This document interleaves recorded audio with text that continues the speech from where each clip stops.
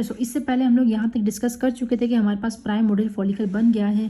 Then अब हमारे पास क्या होता है, आप यहाँ से समझो, ठीक है। अब यहाँ पर हमारे पास क्या है कि जो मैच्योरेशन होती है ना वो किस तरह से होती है। देखो अब तक हम क्या बात कर चुके थे कि हमारे पास एक प्राइम मॉडल फॉलिकल है जो कि प्राइमरी oocyte है, ठीक है। वो स्टक है किसके अंदर, अपने प्रोफेस 1 के मेटाफेस 1 और प्रोफेस 1 के डिप्लोटीन स्टेज के अंदर, ठीक है। अब हमारे पास क्या होता है बेसिकली, देखो ये हमारे पास क्या, फॉर एग्जांपल ये फॉलिकुलर सेल जो इसने कवर किया हुआ है, ठीक है। अगर मैं फटाफट से बनाऊँ यहाँ पर, अब अंदर क्या है आपका प्राइमरी oocyte पड़ा हुआ है। प्राइमरी oocyte ये फॉलिकुलर सेल्स है, फ्लैट है। अब क्या होगा, ये फ्लैट से क्या हो जाते हैं, फ्लैट से अपनी कॉम्पोजिशन चेंज करते हैं और ये बन जाते हैं क्यूबॉइडल सेल बन जाते हैं, ठीक है।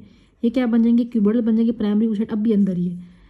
अब जब ये क्यूबॉइडल सेल्स बन जाएंगे, इसी के साथ हमारे पास क्या होगा, साइडों पर एक लेयर आना शुरू हो जाएगी सेल्स की। वो जो सेल्स की लेयर होगी, फॉर एग्जांपल ये हमारे पास सेल्स की लेयर आना शुरू होगी है। अब इसको हम क्या कहते हैं, इसे हम कहते हैं थीका फॉलिकुलाई।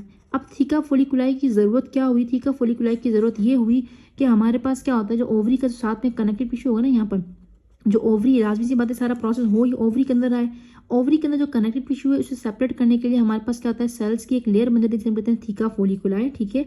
यानी कि अब हमारे पास यहाँ पर आपको क्या क्या नजर आएगा, यहाँ पर अंदर एक प्राइमरी oocyte होगा जिसे क्यूबॉइडल सेल ने कवर किया हुआ होगा और बाहर आपको क्या नजर आएगा, बाहर आपको एक लाइन नजर आएगी किसकी, थीका फॉलिकुलाई सेल्स की, ठीक है। और इस स्टेज का नाम क्या होता है, ग्रोइंग स्टेज।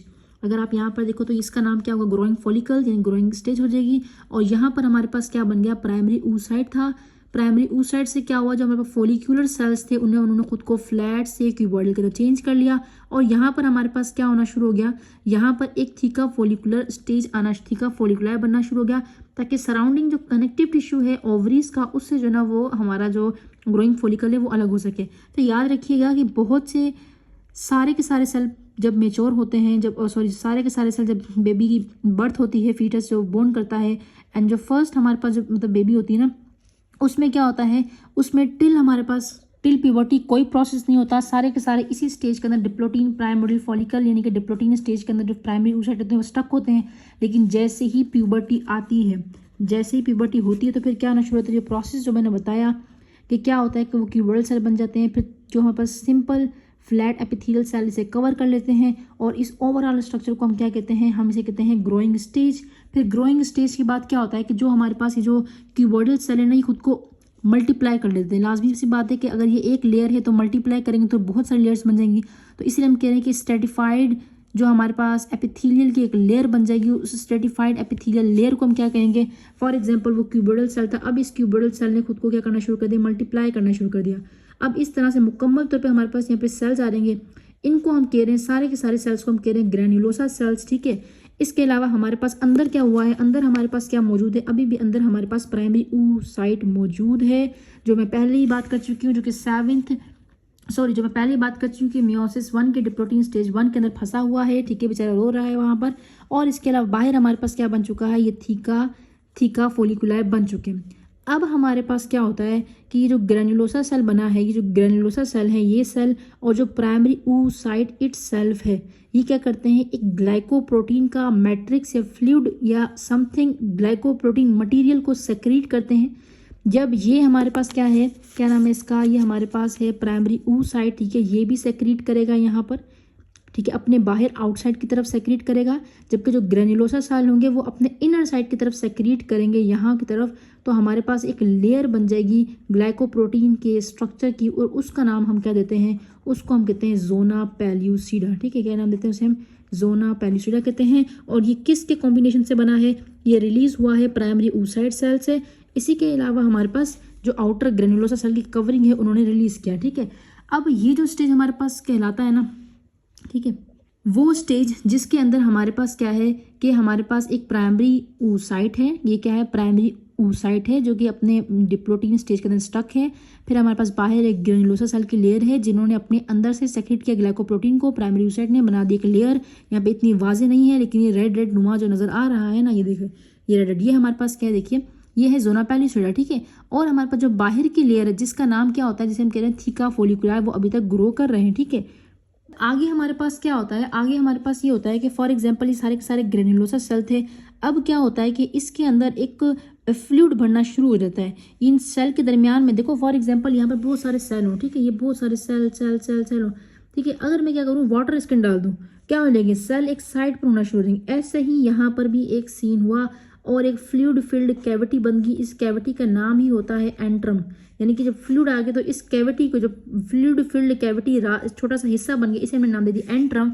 अब यहाँ पर क्या होता है, जो ग्रेनुलोसा सेल होते हैं ना, वो क्या होते हैं, वो बेचारे क्या होते हैं, पानी की वजह से अलग हो जाते हैं, कुछ ऊपर चले जाते हैं, कुछ नीचे चले जाते हैं और पानी यहाँ पर भर जाता है। अब चूंकि ये हमारे पास क्या है, इस फॉलिकल को पूरा फॉलिकल नाम दे रहे हैं, तो इस कैविटी का नाम एंट्रम है, तो हमने इसे कह दिया फॉलिकुलर एंट्रम कह दिया। ठीक है। प्राइमरी ऊसाइड अभी तक यहीं पर जोना पैलेसिडा वही का वही है, लेकिन क्या होता है कि ये हमारे पास अभी जो बाहर आप लेयर दे रहे हैं, सेल्स की जो लेयर है, इनका नाम क्या देता है, थीका फोलिकुला है। अब क्या होता है, थीका फोलिकुला कुछ डिफ्रेंशिएट कर लेते हैं, कुछ बाहर एक कैप्सूल, थिक सा कैप्सूल बनाकर खुद को अरेंज कर लेते हैं। जो बाहर थिक सा कैप्सूल बनाएंगे उसे हम कहते हैं थीका एक्सटर्ना, और जो अंदर हल्के हल्के मतलब कैप्स अंदर भी कवरिंग है, लेकिन वो बिल्कुल बाहर की तरह थिक कैप्सूल नहीं है। देखो ये कितना थिक है, बाहर अंदर की तरह इतना थिक नहीं है, तो इसे हमने क्या नाम दिया, थीका इंटरना का नाम दे दिया। ठीक है, क्योंकि इनसाइड है। अब हमारे पास फिर फ्लूइड और आता गया और आता गया, ओवरी के अंदर और आता गया, और ये हमारे पास क्या बन गई, एक लार्ज फ्लूइड फिल्ड कैविटी बन गई, जिसे हमने क्या नाम दे दिया, एंट्रम का दे दिया। और इसकी वजह से जो बेचारे हमारे ग्रेनुलोसा सेल थे, कुछ जो ग्रेनुलोसा सेल जो अभी तक इन्होंने प्राइमरी oocyte का साथ नहीं छोड़ा था और प्राइमरी oocyte के साथ चिपके हुए थे, लगे हुए थे, साथ में ही कह रहे थे we will not leave you, तो उनको हमने क्या दे दिया, उन ग्रेनुलोसा सेल को क्या नाम दे दिया हमने, क्यूमोलस oophorus का नाम दे दिया। नाम थोड़ा डिफिकल्ट है, बट आप 2-3 मतलब पढ़ेंगे तो इंशाल्लाह हो जाएगा। ठीक है, तो क्या नाम है इसका, क्यूमोलस oophorus। उन्हीं सेल्स को बस कहते हैं जो कि कवर करते हैं हमारे किसको, प्राइमरी oocyte को।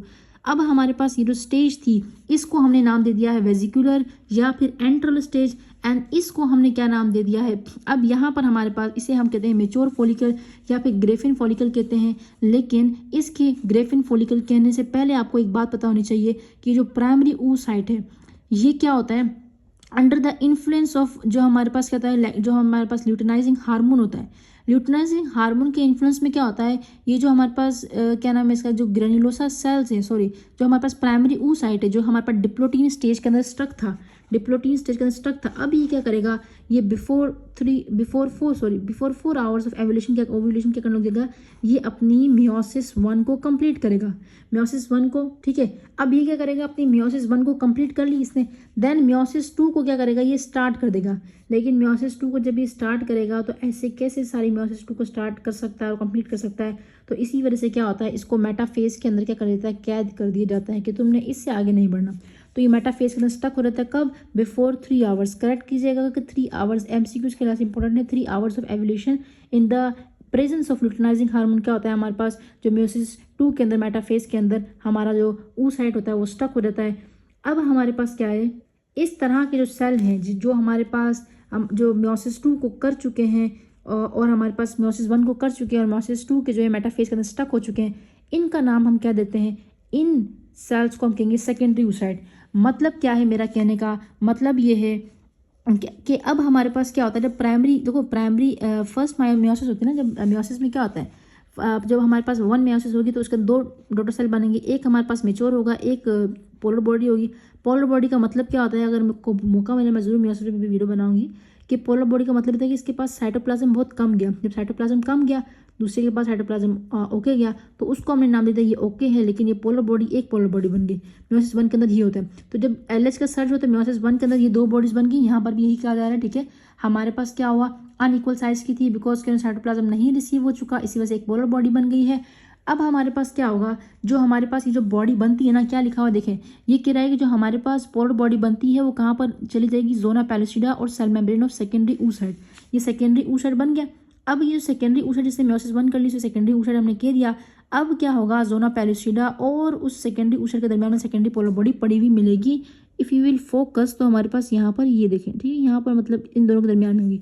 फिर हमारे पास क्या होता है, फिर हमारे पास ये मियोसिस 2 करता है, एंड देन मियोसिस 2 के मेटाफेज का स्टक करेगा before 3 hours of ovulation. And फिर हमारे पास क्या होगा, अगर फॉर सपोज के यहाँ पर ये हमारे पास, मैं इसके बारे में मुकम्मल आगे होगा कि किस तरह से फर्टिलाइजेशन वगैरह सब कुछ, लेकिन अब यहाँ पर फॉर एग्जांपल ये प्राइमरी oocyte से सेकेंडरी oocyte बन गया, ये पूरा का पूरा ग्रेफिन फॉलिकल बन गया, और हमारे पास मिसाल के तौर पर ये पूरा एक प्रोसेस है, लेकिन आप समझें कि अगर फॉर एग्जांपल ये प्राइमरी oocyte जब जाता है कहाँ पर, ये एक अंडरस्टैंडिंग के लिए बाद में समझेंगे इस चीज़ को, कि अगर ये हमारे पास फॉलोपियन ट्यूब के अंदर चला जाता है और फॉलोपियन ट्यूब में अगर स्पर्म आ जाता है और उसे फर्टिलाइज कर देगा, तो ये यहाँ पर जो है ना बेबी की प्रोडक्शन यानी कि जो बेबी का प्रोसेस होगा वो स्टार्ट हो जाएगा। लेकिन अगर फॉर एग्जांपल स्पर्म नहीं होता, तो स्पर्म नहीं होगा तो फिर क्या होगा, विथ इन द 24 आवर्स ये जो हमारे पास सेकेंडरी oocyte जो कि स्टक है अपने मेटाफेज 2 के अंदर, तो वो क्या हो जाएगा, उसी के अंदर स्टक रहेगा और कभी जो मेच्योर ओवम है या मेच्योर oocyte है वो नहीं बन पाएगा। ठीक है, तो मेच्योर oocyte बनने के लिए स्पर्म का होना ज़रूरी है। स्पर्म नहीं तो फिर ये किसमें, ये इमेच्योर ही यानी कि प्रोफेज के मियोसिस के मेटाफेज 2 के अंदर ये स्टक रहेगा और हमारे पास फिर 24 आवर्स के अंदर डीजेनरेट कर जाएगा। ठीक है, और इस पूरे जो हमारे पास स्ट्रक्चर है इसको हमने इसलिए नाम दिया मेच्योर फॉलिकल का, बिकॉज अभी पूरा मेच्योर हो चुका है। जस्ट अब इसमें से इस ओवम ने निकलना है बाहर, और कैसे निकलेगा we will see in the next video. Hope so आपको समझ आई होगी।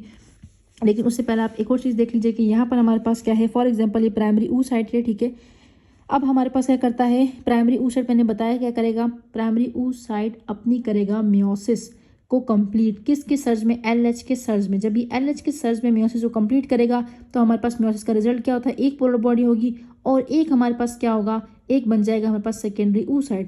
अब जो सेकेंडरी oocyte बना उसको तो सही से साइटोप्लाज्म मिल चुका, लेकिन जो पोलर बॉडी साइटोप्लाज्म नहीं मिला तो वो कहाँ, जोना पैलिसिडा ये रही, और हमारे पास जो सेकेंडरी oocyte है इसकी मेम्ब्रेन के दरमियान फंस गया।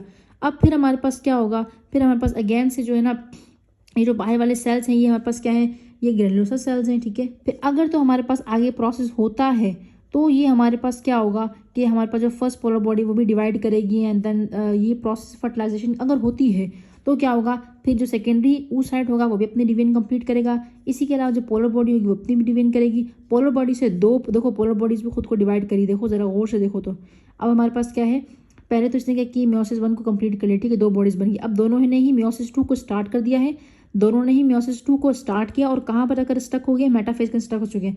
फिर अगर हमारे पास क्या होता है, वो जो क्या नाम है स्पर्म आएगा तो फिर ये इससे भी 2 बॉडीज बनेगी, इससे एक दो पोलर बॉडीज बन जाएंगी और इससे भी क्या बनेगा, एक हमारे पास जो है ना स्ट्रक्चर बन जाएंगे। ठीक है, और इस तरह से क्या होगा, जो हमारे पास सेकेंडरी oocyte है उससे भी एक पोलर बॉडी और बन जाएगी, तो 3 पोलर बॉडी होगी फीमेल के अंदर, और एक हमारे पास मेच्योर ओवम बनेगा। ये हम देखेंगे नेक्स्ट वीडियो में। मिलते हैं, तब तक के लिए अल्लाह हाफिज़।